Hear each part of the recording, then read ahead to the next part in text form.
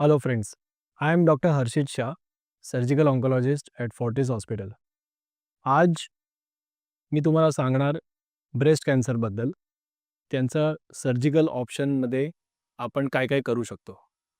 Breast cancer 8 वुमनमध्ये एका वुमनला होऊ शकतो, एवढं कॉमन झालं आहे आता. त्याच्यामध्ये पहिलं स्टेज, दुसरं स्टेज, तिसरं स्टेज या स्टेजेसमध्ये आपण सर्जिकल ऑप्शनचा ट्रीटमेंट देऊ शकतो. पहिलं स्टेज आणि दुसरा स्टेज. आपण छोटी गाठ असेल, तर छोटी गाठमध्ये पूर्ण स्तन काढण्याची गरज नाही आहे. म्हणजे काय? फक्त जी गाठ आहे, त्याला आम्ही लंपेक्टमी असं ऑपरेशनचं नाव देतो.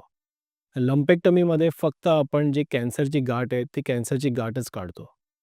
आणि त्याच्यासोबत सगळ्यांना बगलमध्ये म्हणजे आर्मपेट जे आपण सांगतो, त्याच्यामध्ये छोटी-छोटी गाठी असतात.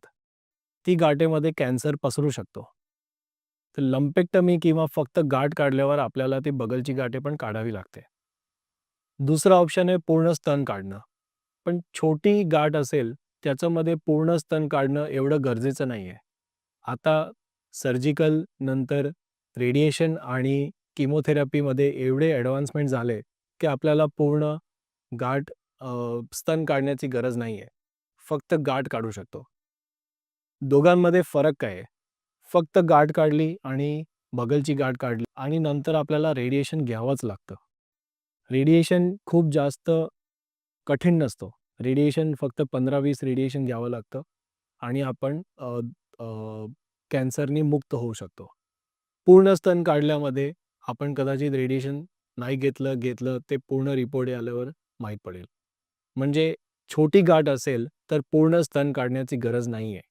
फक्त आपण गाठ काढू शकतो आणि बगलची गाठ काढलं तर तेवढं ट्रीटमेंट इनफ आहे. हा टेक्नॉलॉजिकल ॲडव्हान्समेंट आपल्याला खूप जास्त फिमेलला प्रेफरेबल आहे, कारण स्तन वाचू शकतो, कॉस्मेटिक पर्पज पण आपलं सॉल्व्ह होतो. Thank you.